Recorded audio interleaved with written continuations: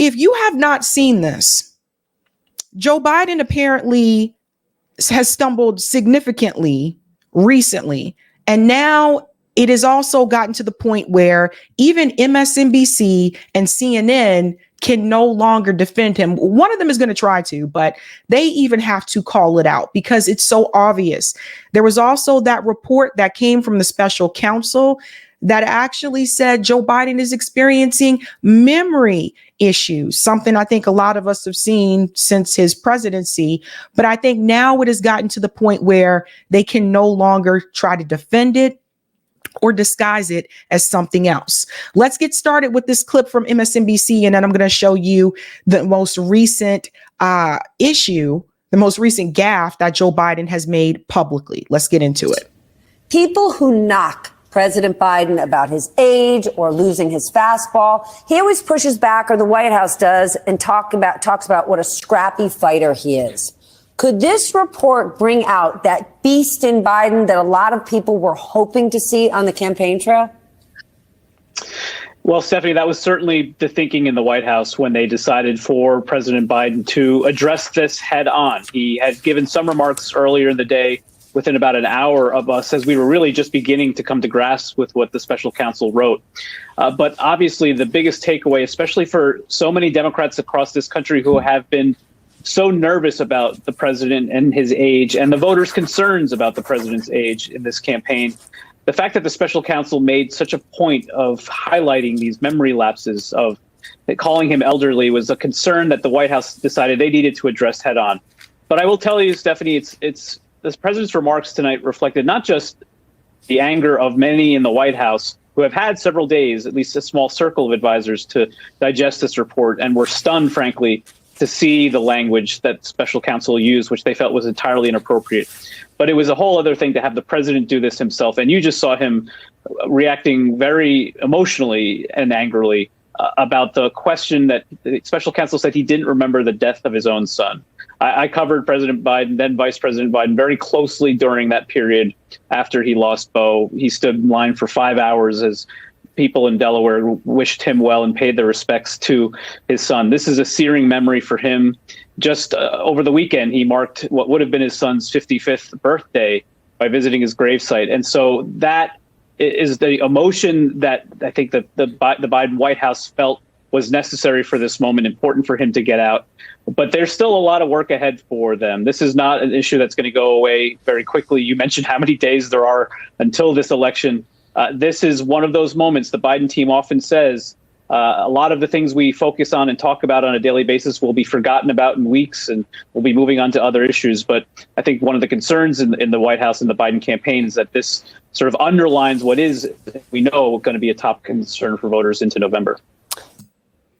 Okay, so here's the thing. Obviously, we can't confirm what has been said privately, but we do have eyes and ears, and we know what we have witnessed publicly ourselves, right? So I can't confirm this issue in reference to whether or not he remembered the death of his son, but we can remember, and we're going to see a more recent example. We can remember the things that Joe Biden has done at press conferences, during interviews, publicly. It's very clear that Joe Biden is experiencing what I would say are some vague signs of some type of dementia. That's what it looks like is happening so far. Now, Joe Biden did comment about this special counsel report, which again is claiming that Joe Biden is experiencing memory issues. Obviously, that's a problem for anyone that is supposed to be leading a country, let alone we have to remember we have 3 international conflicts under this administration. So this is very serious. This is not like a let's just laugh at Joe Biden kind of thing. This is a serious issue. Joe Biden did respond. He is being basically pummeled by reporters about that report from the special counsel. And I want you to hear what he had to say, because this is very telling, ladies and gentlemen. President Biden, something the special counsel said in his report is that one of the reasons you were not charged is because, in his description, you are a well-meaning elderly man with a poor memory? I'm well-meaning, and I'm an elderly man, and I know what the hell I'm doing. I've been president. I put this country back on its feet. I don't need his recommendation. It's How totally bad is your memory, and can you continue as president? My memory is so bad, I let you speak. You see this, guys? So Joe Biden is upset. This is the press turning on Joe Biden. This is why I said before, I really do think they're going to try to scoop some. We'll get into that part, but I think they're going to try to sweep in someone else, because here's the thing, guys. If you're the incumbent president, it doesn't look good if the press has turned on you. For the longest time, they have been defending Joe Biden, trying to protect him, saying that these things are not true. But it's gotten to the point now where you can't continue to hide it anymore. And now the press is turning on him. One thing about the press, they'll build you up, and when you mess up, they will tear you down. That's what your memory has gotten worse, Mr. President. My memory is not good. My memory is fine. My memory, take a look at what I've done since I become president. None of you thought I could pass any of the things I got passed. How'd that happen? You know, I guess I just forgot what was going on. Mr. President. Voters have concerns about your age. How are you going to assuage them? And do you fear that this report is only going to fuel further concerns about your age? Only by some of you. Mr. President. Criminal liability today. If you take responsibility for at least being careless with classified material. I take responsibility for not having seen exactly what my staff was doing. It goes in and points out things that appeared in my garage, things that came out of my home, things that were moved not by me, but my staff.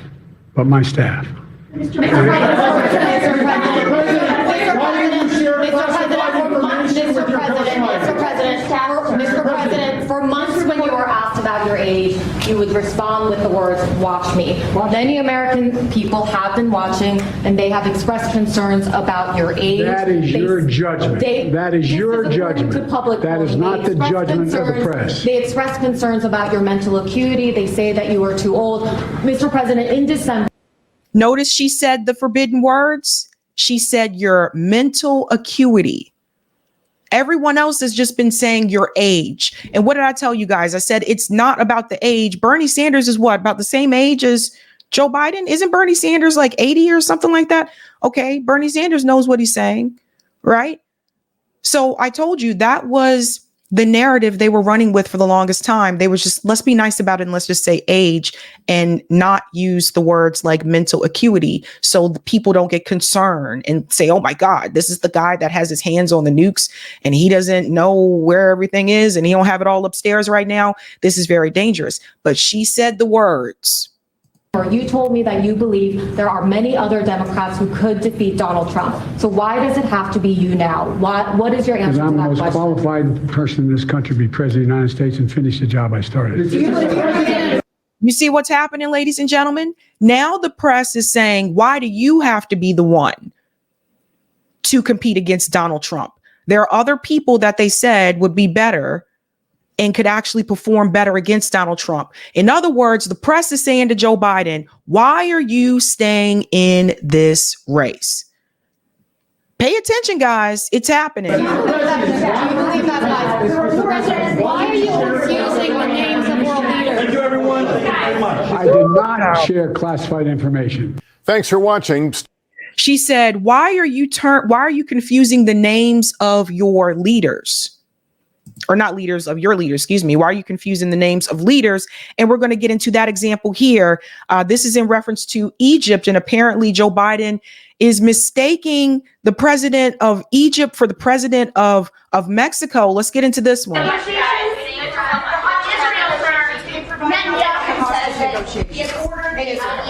hostage negotiation. Look.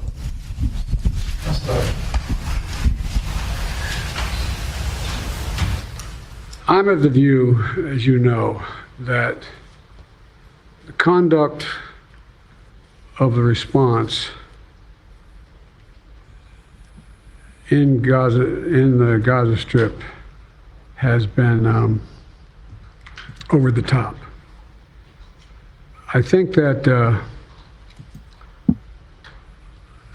as you know, initially the president of Mexico, Sisi, did not want to open up the gate to allow humanitarian material to get in.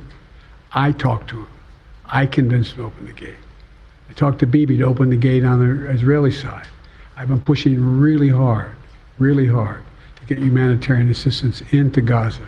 There are a lot of innocent people who are starving, a lot of innocent people who are in trouble and dying. And it's got to stop. Let's go back just a little bit. Did not want to open up the gate to allow. Hold on. Sorry. There we go. As you know, initially, the president of Mexico, Sisi, did not want to open up the gate to allow humanitarian material to get in. No, that would be the president of Egypt, not the president of Mexico. Now, some people are saying, oh, it's just an honest mistake, but we've watched him do this entire term. We watched him do this entire term. There was another time we saw video footage. Remember, he was getting off the airplane and he was supposed to greet, I think it was the prime minister of Malaysia. I think it was Malaysia. And he actually walked over to one of the soldiers and thought that was the leader of Malaysia. Like, this has been happening before our eyes for quite some time. So some people, like I said, they're like, oh, it's just an honest gaffe. I'm like, no, I think he's just really confused. I think he's really confused. And it has even gotten to the point where even now, Jake Tapper is starting to question whether or not Joe Biden is in the right state to stay where he is in the seat in the White House. Listen to this. President Joe Biden willfully retained classified information, according to a scathing report from special counsel Robert Hur, but the president will not face criminal charges. The report says prosecutors would not be able to prove, they don't think, that Biden intended to break the law. But the reason behind that is interesting. The report also contains a concerning assessment of President Biden's faculties and his memory. Investigators finding his, quote, memory was significantly limited in interviews they conducted. They concluded it would be difficult to get a jury to convict a, quote, sympathetic, well-meaning elderly man with a poor memory, unquote. And this from the report, Biden did not remember when he was vice president, forgetting on the first day of the interview when his term ended. Quote, if it was 2013, when did I stop being vice president? Unquote. And forgetting on the second day of the interview when his term began. Quote, in 2009, am I still vice president? Unquote. He did not remember even within several years, the report says, when his son Beau died. It was May 2015. Though the White House and Biden's attorney objected to the description of the president's memory when he was interviewed about the documents, we should note. Let us bring in former Biden White House Communications Director Kate Bedingfield and CNN special correspondent Jamie Gangel. Kate, I'm sure you're excited to answer my questions on this, but I'm always happy to answer your questions, Jake. I'm sure there are Democratic voters out there. We know polls already think that a majority of Democrats, not just voters in general, but Democrats are concerned President Biden is too old to be president. I'm sure some of them today are looking at these news reports and saying this guy might have been a great president, but he should not be the nominee. What do you say to that? Well, look, I mean, there's some editorializing in this report about Biden's memory. And I think if you think about what it takes to sit down for one of these interviews and asked to recall information, dates, specifics about things that happened 6, 7, 8 years earlier. To not know what year you're vice president? He's got a lot on his plate. He's working on a lot of different things. As he himself said, these interviews happened the day after the attack in Israel. So he had been consumed with dealing with. So you see what she's doing, right? She's the one that comes and runs cover for Joe Biden, right? We've seen her before. At that, I think anybody sitting down for an interview like that, where you're being asked specific dates over and over again, you're not going to remember every single one. So there's some editorializing in the report about his memory. But I think let's look at what the report actually says, which is, this was a year-long investigation, 7 million documents, hundreds of witnesses, and no charges recommended. I mean, I think the special counsel here did probably the most detailed and involved investigation that you could do of this situation, looked for every opportunity to say that Joe Biden had acted in a way that deserved charges and didn't find that. So notice she's trying to move away from the memory issue. And she's like, let's just focus on the classified information. She's trying to move away from the issue of Joe Biden having memory issues. The other clear thing that we see in this report is the distinction between Joe Biden's case and Donald Trump's case, where you have the special counsel saying Donald Trump intentionally obstructed justice. Joe Biden said, take whatever you need. look at whatever you want. I'm a totally open book on this. And that's a huge, huge difference. Jamie, what are the White House's options here? I mean, it seems to me like as a PR matter, as a legal matter, this is done. It's a W. But as a political and PR matter, this could be bad, but they're choosing just to emphasize the positive. I think it is bad. I don't think there's any question about it. So, look, it is true, everything Kate said about his cooperating. I covered the story from the beginning. They absolutely cooperated. You know, things were found in an office that had been locked up for years. Trump will try to say, look, you know, this was the same thing. But the fact that they didn't bring charges linked to these memory issues about his son, about when he was vice president, these are poignant things that people remember. I think it probably won't be long before some Biden surrogates remind people that Donald Trump just confused Nikki Haley and Nancy Pelosi. Sure. So we have two elderly people running. But I think this is bad news for the White House. It's bad news. It's bad news. Like, there are certain things that you do remember. Yes, you may mess up dates every now and then. We don't all remember like every single date of everything that we've done. But you remember if you have a child that's alive or your child has passed away, right? You remember those things. There's just certain things that you just don't forget. Now, of course, Rachel Maddow, Joy Reid, and I think this is Lawrence O'Donnell, here they come to his defense. Listen to this. In that case. Well, yeah, especially this line that the president quoted where the report refers to him as a well-meaning elderly man with a poor memory. What is the word elderly doing there? And poor memory, what is the test of that? Might that be Donald Trump saying, I don't recall 400 times under oath in the same deposition? Is that a good test of it? What is this? See, here's the thing. Donald Trump isn't the president right now. Joe Biden is the one that's the president. So see how they're trying to, again, pivot to get your attention off of what is really happening here with Joe Biden? Guys, do me a favor when you get a chance. Go back and watch a clip of Joe Biden debating during the 2020 Democrat primary debates.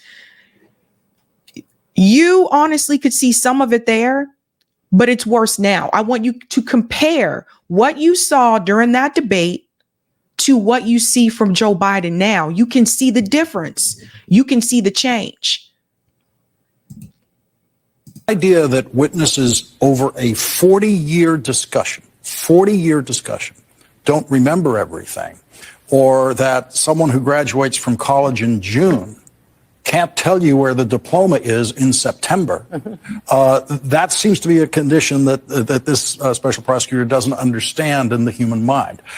So I'm going to be fascinated when I can get into all these hundreds of pages to see what is it that makes you stress the lack of memory in this particular case, where you have this completely cooperative witness, and there has never been a witness under oath anywhere being questioned over a period of years of that witness's life where they don't say, I do not recall. It is impossible to ask witnesses questions where they answer will not be, I don't recall. And if you don't get that response, it just means you didn't ask enough questions. Yeah, but the thing is, in real time, though, in real time, Joe Biden has been forgetting world leaders and confusing them for other people in person, in their face. It's not just that. It's the stumbling all over the place. We all know Joe ain't got it. We know Joe's mind isn't sharp like it used to be. It's very obvious.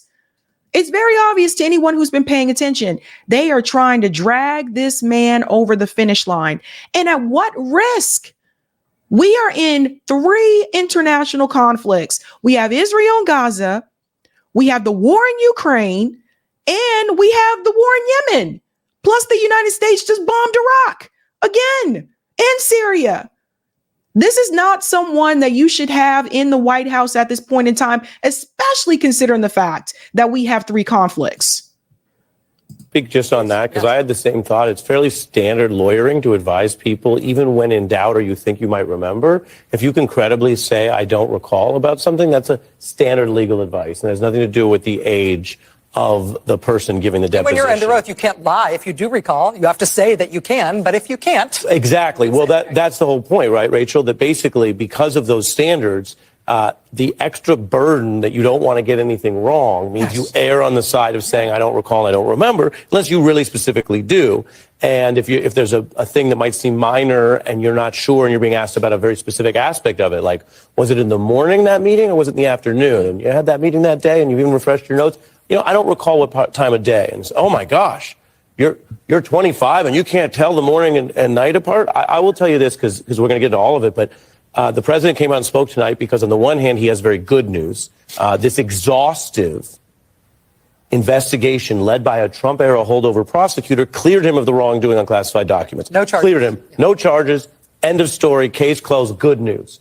But he has a political piece of bad news woven in there, which is what seems like cheap shot, derogatory attacks on him, which I wouldn't call normal course of investigatory material. And so maybe Mr. Hur would be better suited going for a job as White House physician. but he'd have to go and get a medical degree, too, because legally there's no interest or relevance to his views of the president's overall memory. If it's very specifically to the mental criminal intent or mens rea, and you say you couldn't have this criminal intent and you didn't remember this, you didn't mean to do it, sure. But talking about how, for example, the president remembers or discusses his son's death and Mr. Hur and his team's apparent view that tells you something.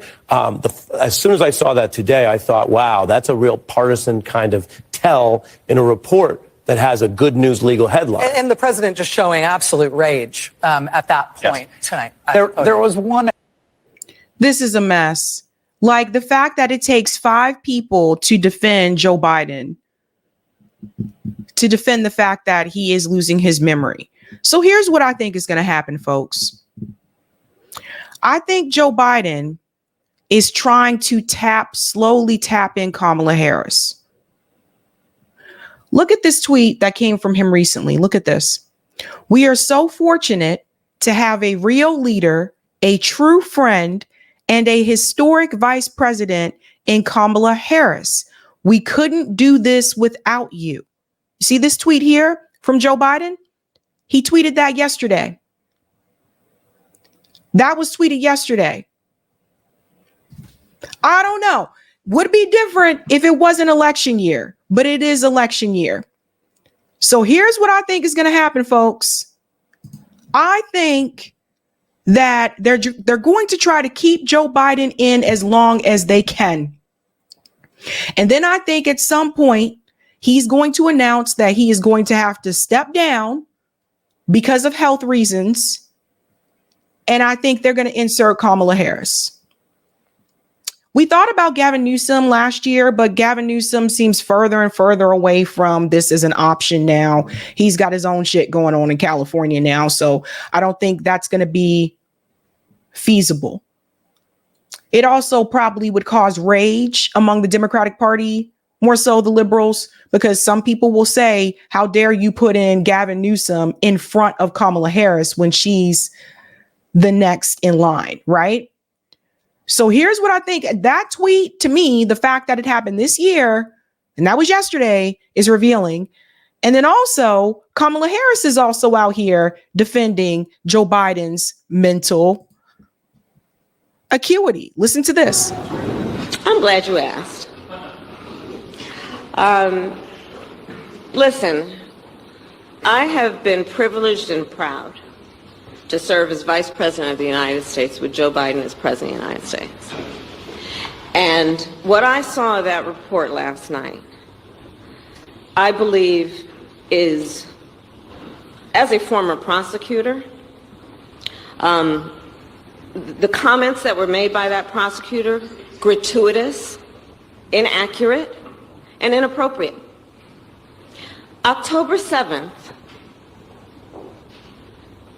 Israel experienced a horrific attack, and I will tell you, we got the calls, the president and myself, in the hours after that occurred.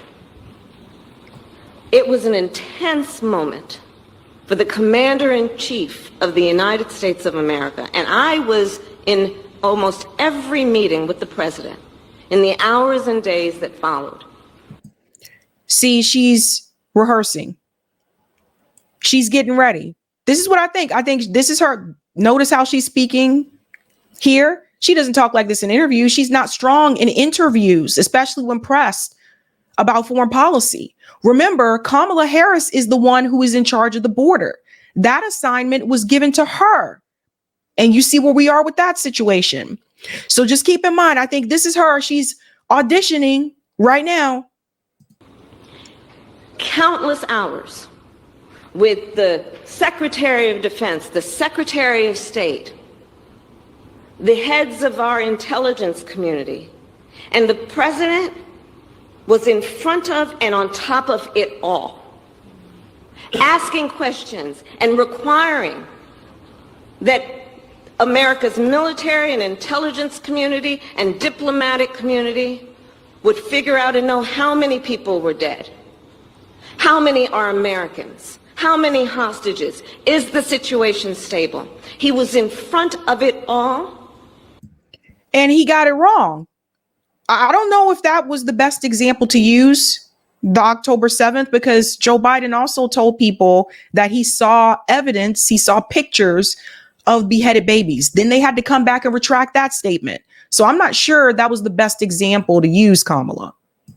Coordinating and directing leaders who are in charge of America's national security, not to mention our allies around the globe,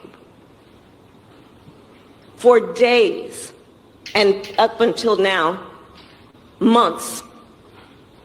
So the way that the president's demeanor in that report was characterized could not be more wrong on the facts and clearly politically motivated, gratuitous.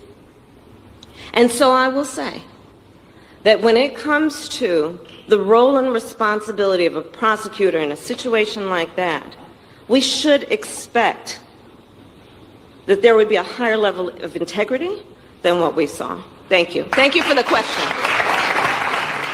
I'm telling you guys, she's next. Watch. So notice how she tends to be stronger with these speeches. She's not strong in the interviews, like I said. But this is what I think is going to happen, ladies and gentlemen. I really do think that they are trying to slowly tap in Kamala Harris. Now, obviously, they're not going to tell us that, right? They're not going to say, oh, yeah, you guys are right. Joe Biden is losing it. We're going to bring in Kamala Harris. They're not going to do that. And I'll show you why they're not going to do that. It'll be a last minute thing. And here's the reason why. Kamala Harris approval. Kamala Harris approval ratings continue to plummet as 2024 presidential election nears. Let me show you the poll. See, this is why they can't announce it too early. Harris, who has largely witnessed a decline in support since taking office in January 2021, is now viewed negatively by a combined 53% of registered voters. That's according to the NBC News poll that was released on Sunday.